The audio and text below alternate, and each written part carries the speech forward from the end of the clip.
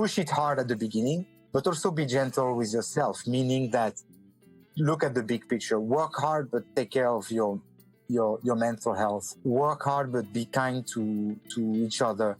Don't do things that are not truly aligned with your values. Respect each other. Don't try to close a deal that's going to make you lose a very important friend or connection in the music industry.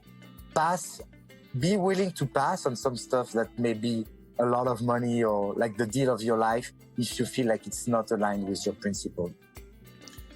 Muchachos, bienvenidos a un nuevo episodio.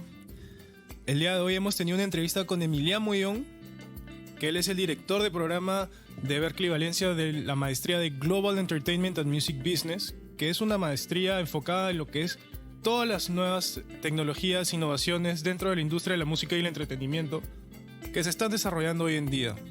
El día de hoy él ha podido compartir con nosotros sus diferentes puntos de vista de la industria de la música, ha podido compartir experiencias y consejos. Muchachos, ¿qué tal le pareció la entrevista del día de hoy? ¿Tirar tú la bomba a alguien, a quien le caiga? Max, ¿qué tal te pareció la entrevista? Me pareció excelente la entrevista. A mí lo que más me gustó lejos fue, bueno, obviamente agradecerle nuevamente por venir, tremendo invitado. Y fue la visión global que nos dio. Como dijiste tú, él al ser director del máster en Berklee, de como le llama él y como se llama el máster Global Entertainment, él tiene una visión muy global. No solo, o sea, ve la industria de la música dentro de la industria del entretenimiento, y eso creo que nos dio muchos joyas, como decimos nosotros, y una conversación muy rica. Y también en la parte como de la vida personal, creo que él también da muy buenos consejos, desde lo que es mental health hasta seguir una carrera en la que tengamos pasión, que creo que es algo que es fundamental. Y nada, dio muy buenos consejos en esas dos áreas y me pareció una entrevista extraordinaria. A mí me gustó mucho el aspecto de todos los tips que nos soltó, como cuando uno como profesional está empezando en la carrera o está como a punto de incursionar por primera vez a la industria, que como él dice, es una industria un poquito difícil de entrar, por así decirlo, y es muy pequeña en el sentido de que, o sea, lo hemos visto nosotros, que todos conocen a todos, y todos trabajan con todos. Entonces a veces puede parecer un poco complicado y uno topa con pared muchas veces al momento de empezar a trabajar como manager, como A&R, como productor, como lo que tú quieras. Y él, como la perspectiva y los tips que nos da en torno a qué el mercado que está buscando, los profesionales cómo deberían ser preparados, y algunos tips de ahora sí que cómo empezar, me parecieron que es una información muy valiosa, que a las personas que están pensando en hacerlo los tomen y los hagan. Sí, yo estoy muy de acuerdo con eso. O sea, en todo lo que es la parte humana, la parte profesional, Emilien dio diferentes consejos que son muy motivantes. ¿Para qué? De hecho, yo creo que es una de las entrevistas más motivadoras que hemos tenido, por lo menos a mí me parece. Y como para hablar un poquito de otra cosa es, dada su posición y dada como la conexión que él tiene una visión muy holística de la industria musical, entonces sabe y está emocionado por diferentes cosas que van a llegar a pasar en esta industria musical, que se encuentra en esta convergencia con todo lo que es streaming, con todo lo de la pandemia. Entonces muestra y nos comenta hacia dónde debemos estar mirando probablemente, porque qué es lo que pueda llegar a pasar, cuáles son los adquisiciones o mergers que pueden llegar a pasar en la industria musical, y qué tipo de mentalidad uno como profesional llegar a ese óptimo nivel para innovar y constantemente estar pensando fuera de la caja, porque es lo que en este momento necesita la industria. Con un gran baldazo de agua fría de realidad y de motivación, Emilien nos ha dado una buena perspectiva de todo lo que se viene y de cómo tomarlo de la mejor manera. En verdad, muchas gracias por compartir ese sentimiento de que todo va a estar mejor, dándonos signos de esperanza y que estamos bien encaminados. Y sin más preámbulos, muchachos, bienvenidos al siguiente episodio. Hi, Emilien, how are you? Hello, Eric. Hello, team. Thank you very much for having me. How are you, Emilien? I'm doing great. Thank you for inviting me. Thanks for coming. It's a pleasure to have you here, Emilien. And first of all, to ask you, what are the most common mistakes of young, successful professionals that they do in the music industry? That's a good question. I mean, I don't think in general, students that I have in the program, like all of you guys, I do feel like you have a very good intuition, and it's an industry that reward people who are innovative, who are creative, who are willing to take risk. So in general, I think when you start in this business and you have the right attitude, it's usually very, especially at this moment. I don't say this was the case at all times for the music industry, but right now we live in a time where risk takers, entrepreneurs, innovators are probably successful and welcome in the music business. Most common mistake that I see, maybe not realizing enough how important networking is, the connection that you may have and the relationship you have with people is such a huge determinant in the short term and in the long term as well. I think it is the human capital is the most important investment in any business, not only to music, but it's even more crucial. It's even more strategic when you talk about the music industry. It's a small business compared to other field of technology or retailing.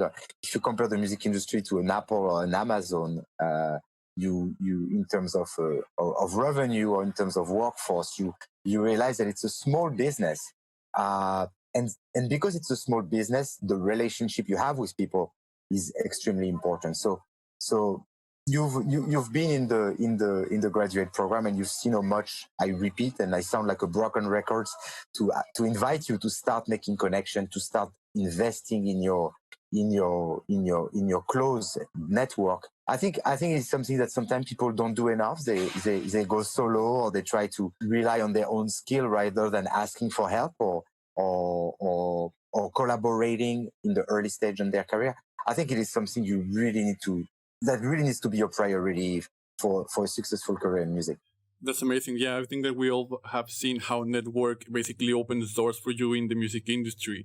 We have seen a lot of stuff happening, like seeing the David versus Goliath effect, for example, on different industries. Like Netflix basically got dropped Blockbuster out of the way.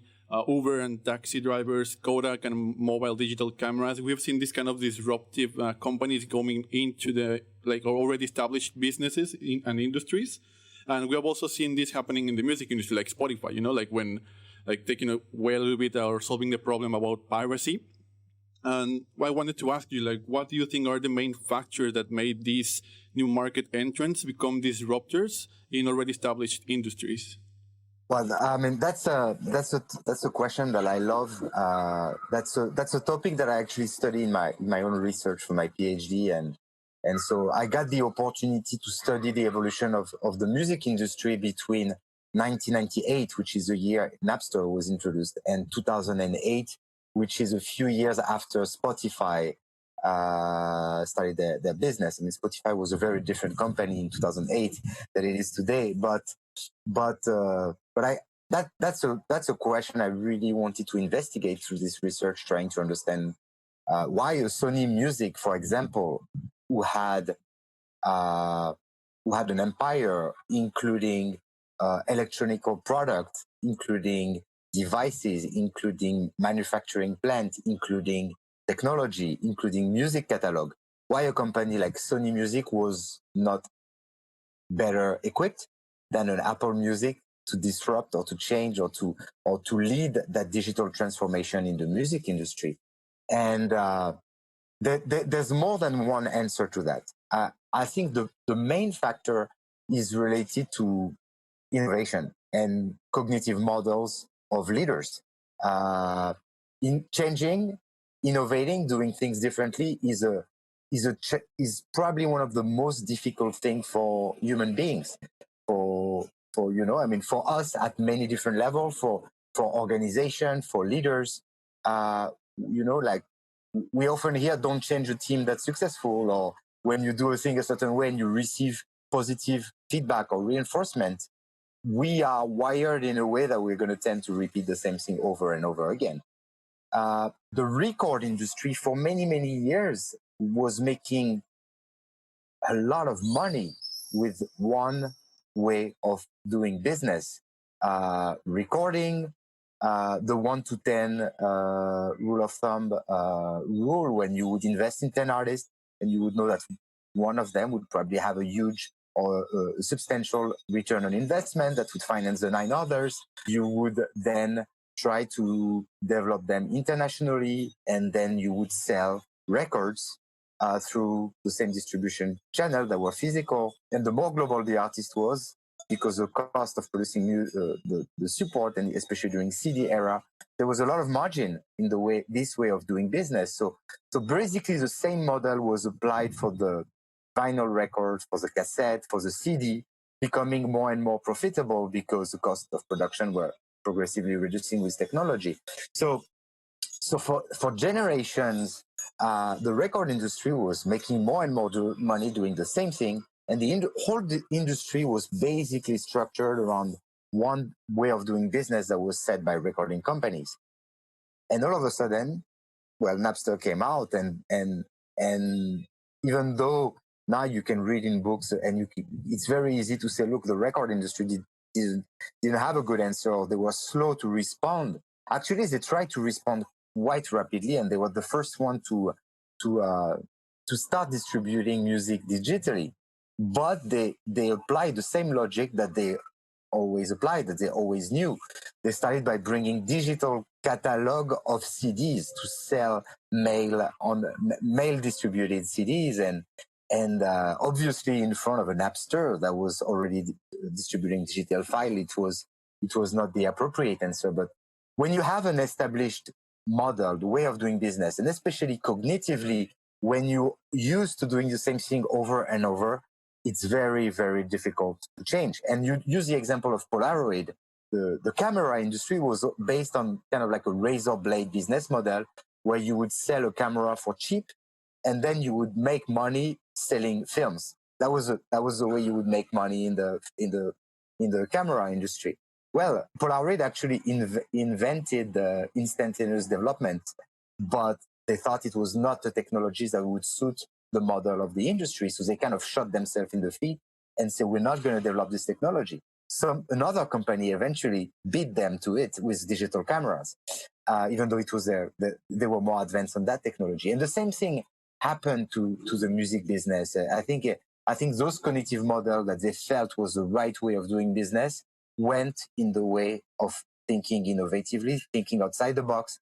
And it's very common cross industry to see an outsider being in better shape, in better capacity to come with new ways of doing business rather than the dominant.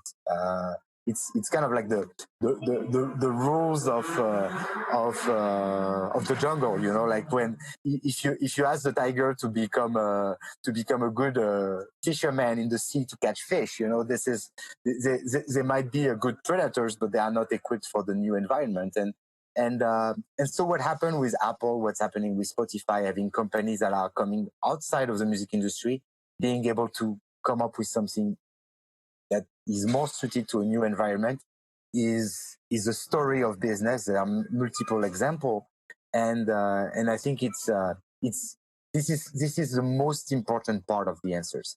After there are other factors, and they are related more to organizational structures. When you have a business, the bigger it is, the more established it is, the more difficult it is to change. And if you look at the airline industry, for example, you know, like when you had Ryanair and low-cost company that came in, I think a lot of the larger Air France or British Airways or larger airline companies try to do the same thing, trying to develop low-cost. But when you have a big structure, a big workforce, when you're a big dinosaur, it's very difficult to be lean and flexible and reactive to this. So for a major company, especially when a disruptive technology come up and you try to adapt, it takes a lot of time, and you're not as resilient as a small startup can be. Super, extremely interesting, Emilien. And I want to take a part of your answer, because you mentioned a lot about technology. And we know technology has always been super linked to the development of the music industry. As you mentioned, like Napster disrupted the model of the business. Right now, we are seeing a boom with what has happened with NFTs. So we wanted to ask you if you have seen in the latest news or something that has caught your attention about technology, any new trends that could shape the music industry in the next few years? And if So, or if not, what would you think the industry could need in terms of technology nowadays? That could be interesting. Yeah, I'm not going to be very original in my answer. I think the technology that have an exciting potential is the ones that everybody is looking at. From NFT, blockchain, immersive technology, all of that. I mean, it's nothing new, and it's been in the conversation for a while. And there's people way smarter than me who can talk about those technology and how they need to evolve in order to better serve this business. But I'm not that interested of the technological component to them. I think identifying which technology is going to be the disruptor is not the most important aspect of the conversation. I think what's more important is the buffer between the technology and where the consumers are going, which, when you think about this overlap between the two, is giving you much more interesting answers. For example, if you think at the internet, like we were talking earlier about distribution, digital distribution, Spotify or Napster before that. I mean, the most important factor was not to know that internet and digital was going to transform the industry. I mean, everybody knew that. What the $1 million question was, how do you create a business model on top of this technology that makes sense for the consumers and makes sense for the ecosystem of the business? And that's a difficult question, like knowing that downloading file or streaming file would be the way in the late 2010 that would work. Everybody knew that, but how do you make people pay in front of free downloading platform like Napster? How do you incentivize people to get involved in a subscription model? All those questions were extremely difficult. And defining the competitive landscape, and how do you create an ecosystem where people can get paid? Because even though there's still a lot of challenge to pay fairly musician, and today there's still a lot of conversation about how can the streaming model be more fair to the content creators. Well, we're still in a much better shape than we were in 2000. Like when people were downloading music and nobody was getting paid, and people were claiming the death of the music industry as we know it. So we know that creating new experiences that are more immersive, and we know that blockchain is probably going to be some of those big technological drivers that are going to shape the model of the future. I think it's much more interesting to think and look at what consumers are demanding. And I know it's probably not answering your question, but I'm super interested in the convergence of industry. I think instead of saying, well, what can blockchain do? I think I'm much more stimulated to think about, if you merge sport and music, or e-sport and music, what are the new experiences that you can create that are going to make people who love e-sport and music at the same time excited? If you mix video game and music, for example, I mean, we all know all the micro experience that happened on Fortnite, etc. But in a larger scale, how you can think about artist development looking at gaming, or if you look at the live entertainment. I know you guys are interested in live and live music experience. Is post-COVID, when you think about the technologies that we have, what could be a innovative, exciting experience for people who like to experience music live? So those questions are the more difficult, the more stimulating for me intellectually, and that's what I like to spend my time thinking of. And I think we pretty much, if you ask like a Scott Cohen at Warner or Clay Fluet, who I respect very much their vision for how technology is evolving, I think there's quite a consensus of the technology that are in front of us. But I think the big challenge is really to think like, what new ways of consuming, what new narrative, what new experiences we can create and we can imagine on top of these technologies. I totally agree with you, and I think that what we talk about is in our first episode of the podcast, because I remember that we talk about that every time an industry or the music industry has hit like a big problem or a big crisis, a lot of mergers start to like happen, like enabling different kind of ecosystems, needs and audiences and things like that. So it's very passionate topic.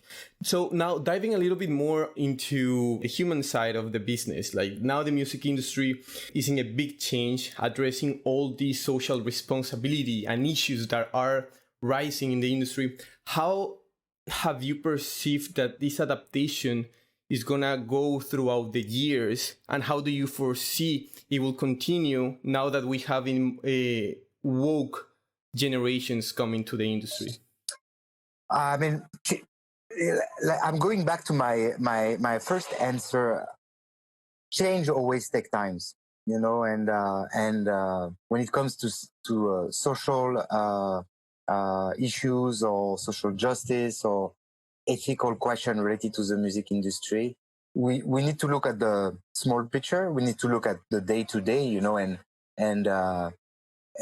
we also need to look at the big scale of things. And there's I think that I want to believe that there's a positive evolution in the music industry regarding social issues, regarding gender diversity, regarding racial diversity, regarding kind of also all question related to fairness and preoccupation related to how much content creators, songwriters, artists are being paid. Those topics are much more visible today than they were 10 years ago, without a doubt. Have we collectively as an industry figured out the solution to all of this problem? We are still very far from it. And I do understand that it seems like things are going slow, you know, and can be very disappointing for a lot of people to say, look, we're still dealing with the same situation. There's still a salary gap between women and men in the music industry. And all those issues are infuriating, for sure. I also want to look at it in a positive way, I think there is an evolution of change, and the new generation are much more concerned and much more aware of the situation and much more willing to solve those issues. And I think this is one of the parts that I love the most in my role, is because I work in education. You know, I have one foot in education and my head in the industry in a way. And I think it's great to see this evolution, because all students who are going to be working in the music industry, taking some decision, being in some of the boardroom, vouching or pushing for some decision to be made, that's what gives me the hope. But more than hope, like I'm convinced that things are going to pass into action after talking about ethical issues and social issues in the music industry. The next generation is going to be the one who are going to do much better than we done, or the older generation have done in the music industry. And before we started the podcast, I was telling you, like, we have between 65 and 70% of women studying music business at Berklee, and the application, we have the same demographic. For me, this is the best indicator that the music industry, if you take a photo shot of the music industry in 5 years from now, it's going to be for sure looking very, very different than, I mean, there's no doubt that's going to look very, very different than what the music industry looked like 5-10 years ago. So again, it's for sure not as quick of a change that I would like, but those trends are happening, and sometimes, you know, it's not because we see something, a situation or something that is highlighted by the media that things are not changing, but I think it's highlighting more things that are becoming not accepted, more exceptional, that some of the practices that were generally common in the music industry before. So I hope to think that Berklee, for example, is an agent of change, and that has an impact in those dynamics. And more importantly, you know, that I think it's looking at the new generation of industry professionals, like the four of you, that make me think like this change is going to be implemented and is going to live in music company, in new companies that are being created, because I see that the new generation is very much looking at those issues as a priority. I totally agree with you, Emilien. And Now changing the subject a little more to the professionals of the future. You're involved in the education industry. You're forming professionals, but you always have your mind in the music industry, like you said a little while ago. So for somebody who wants to start in the music industry, they want to start a professional career, but they're hesitating because they have a family pressure, because their family doesn't support the idea right now, because there's uncertainty because of COVID. What would you say to that someone who wants to start in the music industry today? What would be your advice? I mean, I would say two things. I would say, first of all, I mean, like you, I mean, this is one, I think, that something that I love in my job, having students who made the choice to work in the music industry, because it's a brave choice, but it's a choice that I can totally relate to. When I see students who decide to get in the music industry, which is a wonderful industry, which is for me I'm a bit biased, but the most exciting one, but also come with challenges, because, as I say, it's quite a small industry, and there's some barriers to enter this business.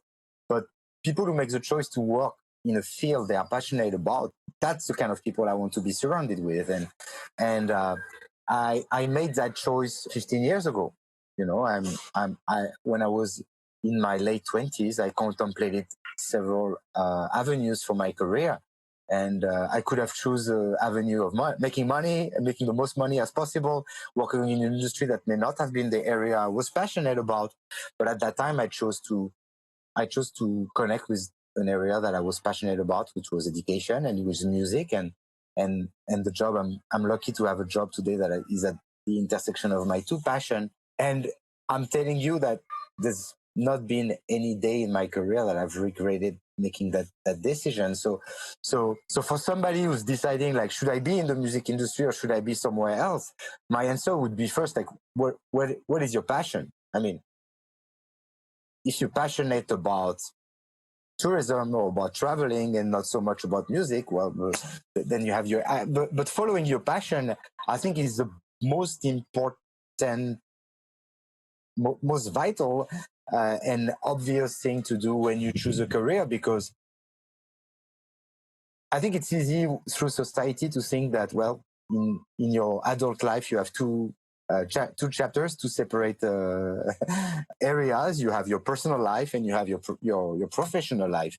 But that's BS, you know, like those are your life, you know, and you know, they are connected, and you spend a lot of time working, and when you are with your family, your professional life has an impact on everything else. So if you know you're passionate with music and you say, look, I'm gonna keep it as a hobby and I'm gonna work in something that I don't really care about, well, that might be good for you for some time, but that's usually how people after 10 years they change career, because they realize that working in something they feel interested about makes total sense. And a career lasts 40 years, so you might as well enjoy what you're doing. So I understand. I understand very much that it's not always easy, that you don't always have the family or friends support when you choose to this kind of career.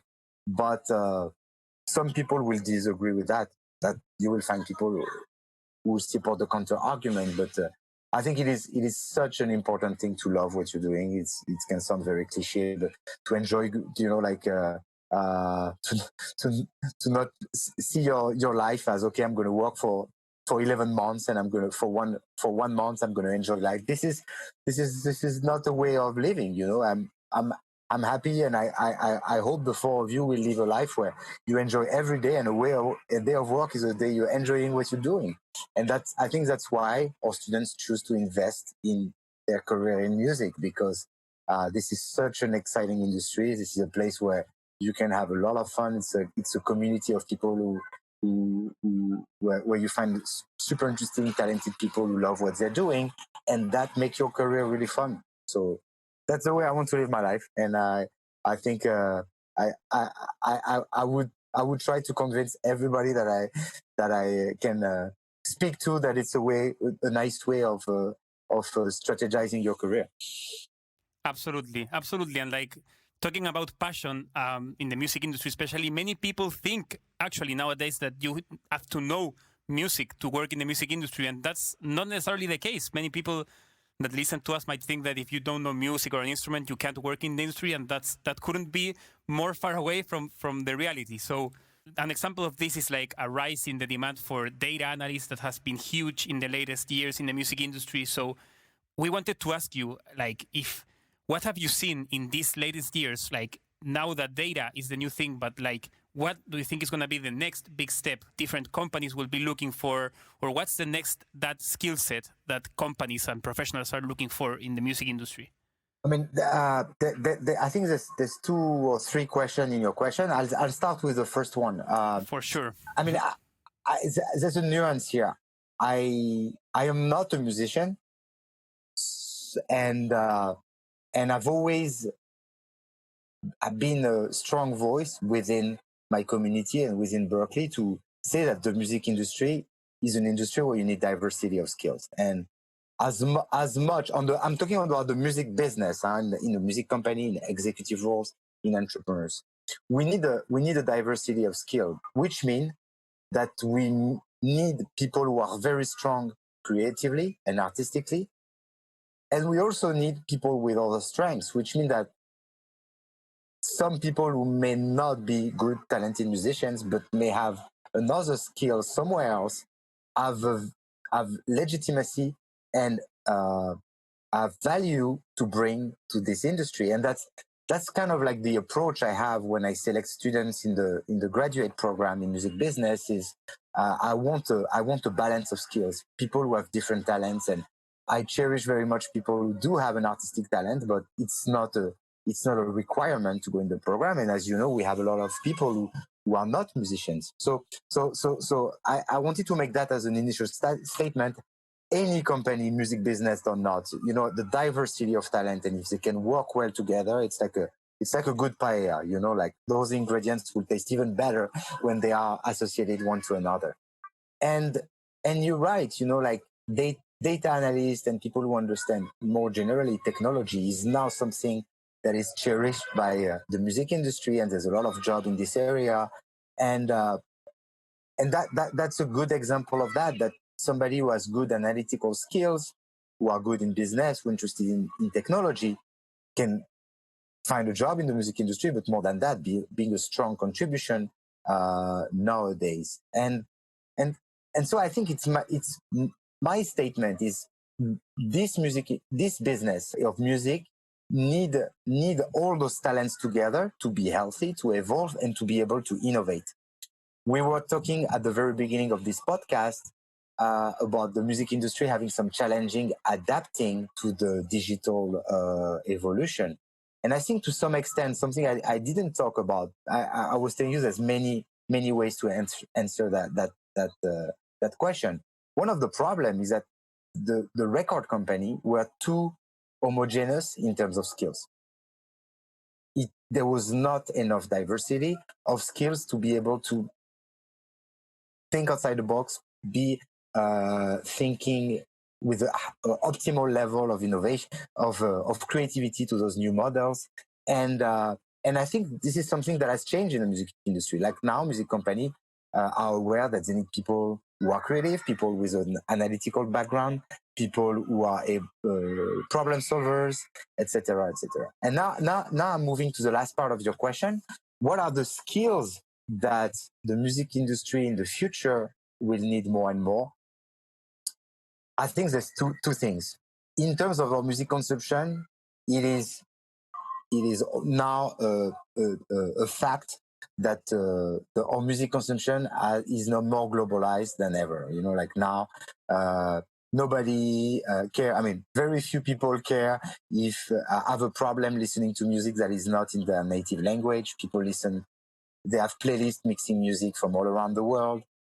Being all of you from Latin countries, you're aware how much the Latin music has spilled in every market and is now one of the top artists in every country come from Latin America. K-pop, I mean, Bollywood, you name it. Now, African music that is now crossing over Afrobeat, etc. So music consumption is global. That's a fact. But the next step now is to make music company and music executive and leaders profile even more global. And I think this is where you guys and the students that I see in Berklee Valencia, who speak many different languages, who have experience in many territories, who come to a different continent or a different country to study abroad, I think this is where it's going to be a real asset to be able to articulate those strategy on a global level. And I think this is one of the skills that's going to be, and I already see, when I talk to employers and they tell me, look, I'm looking for internship or hiring some people. Do you have smart students in the program? I see that one of the things they really cherish is their capacity to think globally, to be able to be decision makers in more than one territory, to speak multiple languages also. So I would say that's my answer number one. The answer number two relates to Jorge's question about the kind of like ethical evolution that's happening in the world, not only in the music industry. I think identifying people who have an opinion, who have values, and who can be an agent of change in those companies is also going to be a strength. So right now we're looking at developing courses and programs related to ethical leadership, and I think ethical leadership is going to be one area especially for executive and top administrative position, where they're going to need people who are aware, who have an interest in being an agent of change is going to be a value. Those also talking about mental health, it's a very big topic right now. But in the implementation of better supporting system for the artist, they're going to look for profile. Sorry for the noise in the background. But they're going to look for professionals who are aware of this topic, who have the appetite to implement tools and models to help artists thriving and feeling much more supported on psychologically, mentally, with the different fluctuation of their career. So I would say that would be number two. Like this kind of like meta skills, meta leadership skills. People who have values, ethical concerns are going to be also something that is going to be prioritized in the way those companies are dealing with their hiring. Amazing answer. Actually, now that you are talking a little bit more about skills and all these needs from the music industry, when someone is like working in the industry as a professional, sometimes we are like kind of hesitating about like, should I go and follow an expertise in only one topic or in only one field of the music industry, or should I go multidisciplinary and learn a little bit about everything? So, like, I wanted to ask your opinion about what would you say are the pros and cons on becoming an expert in one area, and the pros and cons of becoming a multidisciplinary professional that can be kind of playing like a joker guy in the company or in the music industry. In France, we have an expression that when you don't answer yes and no, you are answering to the question like somebody who comes from Normandy. And so I'm going to give you that kind of answer. I think, first of all, there are so many ways you can strategize your and develop your skills and your talent in order to develop a successful career in the music industry. So I'm not going to be dogmatic, but I say this is a question that was very important when I develop and the master program, when I make decisions about the courses, about the structure of the curriculum. This is very important, and I've always tried to be kind of in the middle.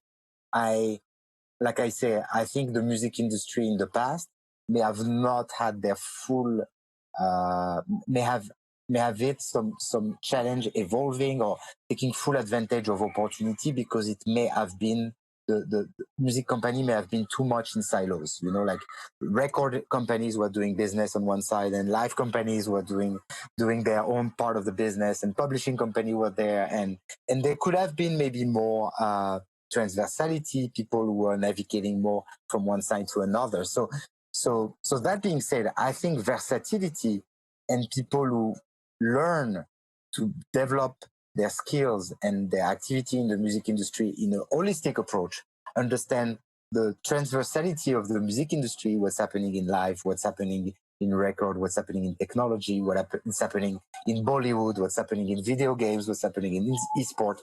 If somebody has a wide knowledge and understanding of what's happening, this is such a powerful card. There's not that many people who have those transversal skills. And that's why the program that I run is called Global Entertainment and Music Business. It's to say that it's not only about Spain or North America, it's about globality. It's not only about music, but it's about the world of creative industries and entertainment. So knowledge, wide knowledge is such a powerful tool. But at the same time, as somebody who started their career in the music industry, being a jack of all trade, I understand is not the most useful CV or resume brand in order to get your first job. So it's also important to be able to say, despite my holistic knowledge on the music industry, I do have a clear killer weapon where I can be coming to your company and be a differentiator. And that's why the students in the programs, they're all taking data, because we've identified that it is this powerful weapon at the moment where you can say that you have developed a very strong skill in data, and you have a deep level of understanding of what data means.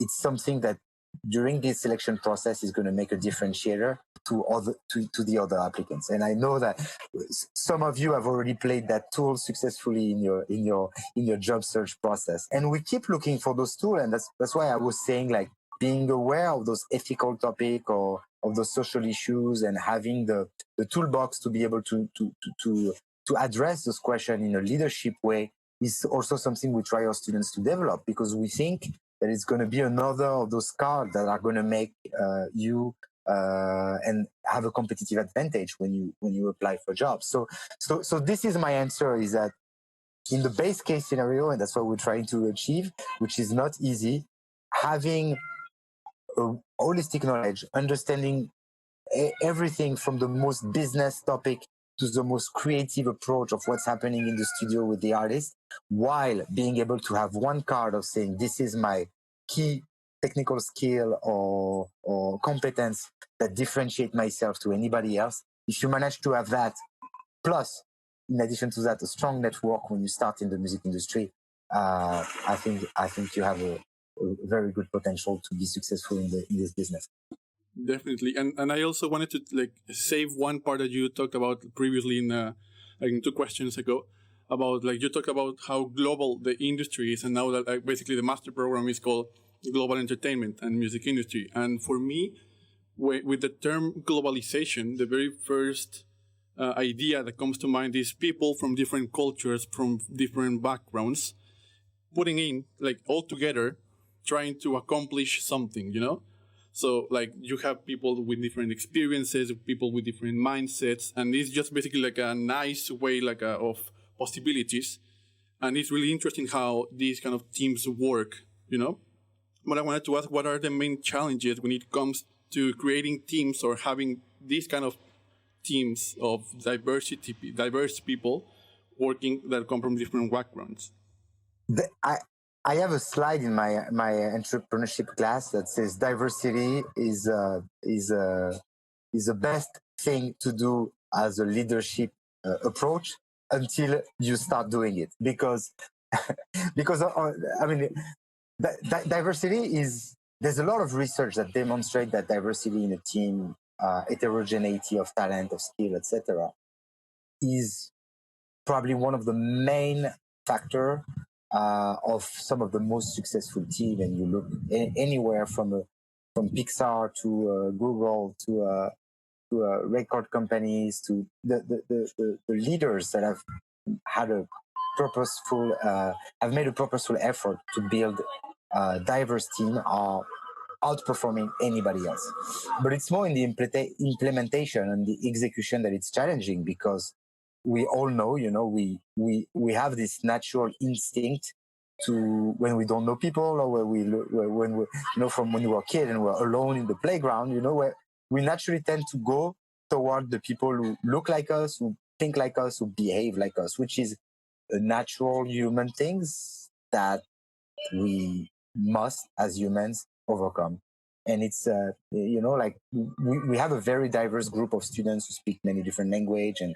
And I remember the very first year I was working at Berklee, I used to tell students to build team on their own, and there was this same phenomenon that I described in the playground, where I would have one group of North American and one group of European students, one group of Asian, one group of Latin American, that would group to maybe think that language-wise or cultural-wise, because they know they have a common understanding or way of working, that would make things easier. And I would say in the first place, when you work with somebody who has the same cultural or cognitive background, it's in the first place, of course, it's easier. But that probably, when you work with people at the extreme, when you work with people who are exactly wired like you, why do you even do teamwork? If you work with clones, people who will think like you, will talk like you, will do like you, just work by yourself. You will probably get very close to the same outcome.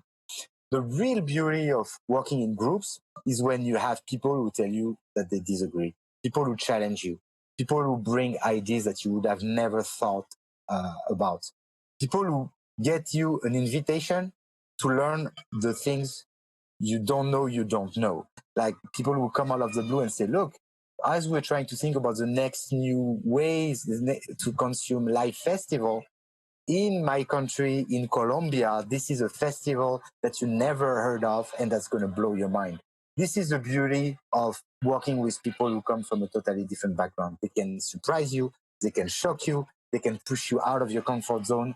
And from a management perspective, that might create some waves, because people will say, oh, this person is not exactly working the way I was expecting them to. But if you set the right condition, and if you have good leadership skills to be able to keep people all together, then with diversity, the outcome is tenfold. The potential of outcome of creativity, of productivity, if you overcome this challenge of diversity, is so much more powerful than having a homogeneous group of people. So that's the hard way, but that's the bold way, the innovative way, and the way we should all try to achieve. Emilien, that's such a complete and great answer you just gave us, and thank you for sharing all of this with us and your time. Sorry, Eric, I would like to say something, because even more than the answers I'm trying to give you, about risk taking, about globalization, about the choice to study a field that maybe you may not have the support from your family or your friends. More than all the answers that I try to give you, that hopefully try to explain the philosophy of what I do and what I do in the program, I think you guys embody perfectly all the answers I try to give you. I remember seeing you coming to the program with your motivation, your passion, your doubts, your background, your objectives, and more than all of that, you, in the middle of your master program, you got hit by a pandemic, a global pandemic, where all your plans, being thousands of kilometers away, like the name of this podcast, you've been challenged, like all of us, by one of the most difficult global situations that we've all faced during our lifetime. At the moment where you was trying to figure out your career, build your career, and your personality and what you've achieved, all of you, during this time, it's such a testimony of the ride that we're all in, and the strengths and the motivation and passion that you're putting into your career. And this podcast, I love the backstory of it. It came at a time where, because the world was, if I understood correctly, correct me if I'm wrong, but when the world was kind of trying to figure out the next step, you guys, instead of watching Netflix on your couch and eating ice cream, being depressed, you just say, like, what can we do to push our career forward? And I think I think it's a beautiful initiative to just say, look, like, let's create something. Let's create something from the connection you've made from the program. And honestly, it makes me super happy to see the four of you. Like, now, since then, things have evolved, and I know that you're moving forward with your career with beautiful things. But this is the four of you are such a better answer to your question than everything I tried to say before. You're such a good example of, like, things are not black and white. They're not. They are not one way or another. The life is, you figure it out, and be strong, be bold. Don't listen to everything your family and your friends are telling you. Have a core identity, believe in yourself, and just go for it. Sometimes it's gonna sting, sometimes it's gonna hurt, sometimes you're gonna feel discouraged. And when you are, create a podcast, get a beer with your friend, and move forward. I'm gonna loop this. Congratulations for that message every morning and to my mom. Yeah, me again. Yeah. Yes. I'm blushing now. Thank you, Emilien. But it's so true. It's so true. Seriously, congratulations, and I love your energy. You guys are, all of you, are great people, and super happy to see the four of you together today. This means a lot to us, Emilien. Thank you so much for those kind words and for support us all the way. And now I really feel that we should close with this because it's been an amazing closure. But there's one last question that I would like to ask you before we go. So during your entire career, you have met different professionals of the music industry, such as A&Rs, managers, PRs, artists. What is the most memorable piece of advice that they shared with you? Can I give two? Because it's I've thought about it, and I don't want to give like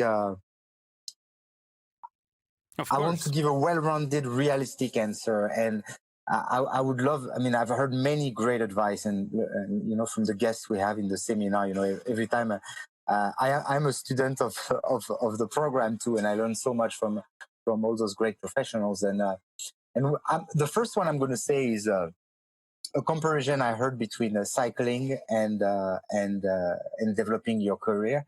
You guys know that I'm a huge fan of cycling. I ride my bike everywhere, and I like this comparison because it's very, very true. When you ride a bike, and the very first push that you do on the pedal is much harder than push number two, and then it keeps getting easier and easier, and then you get to your optimal cruising speed, and then if you have a good bike, which is not my case, if you just regularly keep putting an effort and managing correctly your motion and your trajectory and your effort, like, it's becoming very enjoyable, and you find balance. And I think this is the same exact thing with a career, and that's why I say to students, you were asking me, like, the recommendation I give to students is really, like, be aware that you need to put the right amount of mindfulness and effort at the very early stage in your career, because they're not going to define everything. You can be very unsuccessful at the beginning and realize something, or meet somebody and then change the course of action. Of course, there's no predefined trajectory, but it's so important where you are today and when you are in the program, in the early stage of your career, to put the right amount of effort to set that dynamic. And it might feel sometimes discouraging, like, oh, I've applied to 20 jobs and I didn't get a job yet, or it's hard, to work at the beginning and be at an entry level position that may not be paying what I was expecting. This is called the beginning for a reason. This is not going to look like that forever. And that's why I bring a lot of students who graduated 5, 7, 8 years ago, so they can tell you the things change and evolve. And that's why we call it a life cycle of a career. So be patient, and put, my first advice is, like, give the push you deserve at the beginning of the career, because it's going to make every other step of the way much easier. My second advice is advice from Nevena Vyjosevic, who the faculty in the program, who repeats to the students, be gentle with yourself. And I think for all of us, it's a matter of not contradicting what I just told you, but putting it into perspective. Push it hard at the beginning, but also be gentle with yourself, meaning that look at the big picture. Work hard, but take care of your mental health. Work hard, but be kind to each other. Don't do things that are not truly aligned with your values. Respect each other. Don't try to close a deal that's going to make you lose a very important friend or connection in the music industry. Be willing to pass on some stuff that may be a lot of money or like the deal of your life if you feel like it's not aligned with your principle. So I would say, like if I want to give you an advice, it's two advice in one. Is when you are in your career right now in the early stages, don't have any regrets. Push hard. Make sure that you set up the right motion and dynamic at the beginning. But at the same time, there's nothing more important than be gentle with yourself and be respectful of your values and the professional being you want to become. Those are such an amazing advices that they gave you. Thank you so much. And Emilien, where can people contact you if they want extra information or anything? On the Berklee website, you can find me and my email address is on it. So if you want to contact me, feel free to send me an email. Amazing. Guys, I think that's a wrap. I think we did it. Yes. Yeah, thank you, Emilien. Thank you This was so very much, cool. Emilien. Thank you for your time. Thank you and congratulations for this podcast. And long life to it. I'm looking forward to see the next amazing guest you will have. And thank you for inviting me. Thank you. Thank you. It was a pleasure. Thank you. Bye, Emilien. Bye. Muchas gracias por escucharnos. Y no te olvides de seguirnos en Spotify, Apple Music, Pandora o la plataforma digital que sea de tu preferencia. Si te gustó el podcast, no olvides recomendarnos a tu grupo de amigos o colegas. Esa es la mejor manera de que sigamos creciendo la comunidad. También puedes encontrarnos en Instagram, Facebook y YouTube como 8000 Kilómetros Podcast. Cualquier comentario, duda o sugerencia es más que bienvenida.